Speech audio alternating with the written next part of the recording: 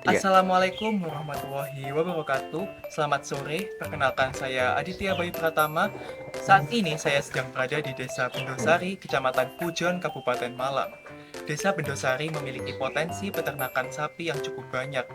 Dari peternakan sapi ini menghasilkan dua output, yakni ada kotoran sapi dan juga ada peternakan atau sesi pemerahan sapi. Di Desa Bendosari ini, dia juga memanfaatkan kotoran sapi atau limbah tersebut menjadi sesuatu yang bermanfaat. Sesuatu tersebut adalah biogas. Sebelum teman-teman lanjut ke biogas, apa sih biogas itu? Baik, biogas merupakan salah satu energi terbarukan yang dibuat dari bahan organik, yakni kotoran sapi, dan juga terjadi proses fermentasi. Nah, biogas dapat dimanfaatkan sebagai alternatif energi terbarukan pengganti gas alam. Nah, teman-teman pasti penasaran cara membuat biogas yang baik itu bagaimana sih? Dalam membuat biogas, kita perlu menyiapkan beberapa alat, yakni yang pertama ada fermentor sebagai alat untuk fermentasi, kemudian untuk bahan-bahannya ada kotoran sapi, ada air, dan juga ada bahan untuk fermentasi sendiri, yaitu EM4. Dalam pembuatan biogas, yang pertama adalah pencampuran kotoran sapi dengan air sehingga dia akan terbentuk fase lumpur.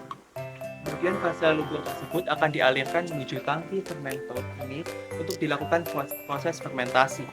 Nah, proses fermentasi ini melibatkan bahan EM4 dan di sini akan memicu proses yang melibatkan mikroba. Nah, dari proses fermentasi ini, dia terjadi proses metanogenesis dan asidifikasi.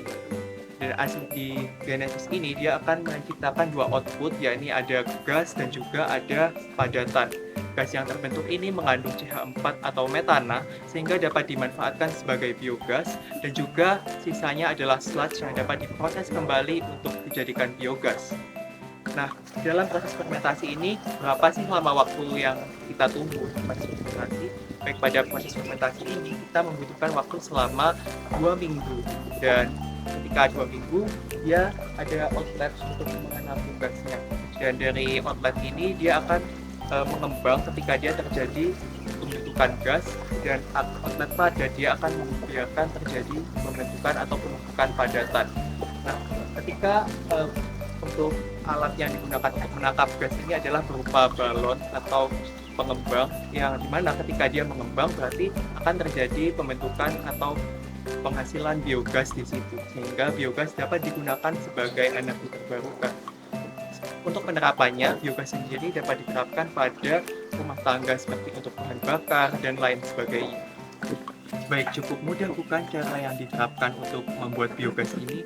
Semoga teman-teman bisa menerapkannya di rumah dan ini sayang sekali jika tidak diterapkan karena biogas ini cukup besar potensinya karena dia berasal dari limbah dan juga limbah yang terus sustainable sehingga diharapkan dari adanya penggunaan biogas ini dapat mengurangi emisi gas rumah kaca yang dihasilkan dari CO2 maupun dari kotoran sapi dan lain sebagainya dan bisa bermanfaat sebagai alternatif energi baru terbarukan yang dapat mendukung kemajuan global di Indonesia. Sekian dari saya, terima kasih. Wassalamualaikum warahmatullahi wabarakatuh.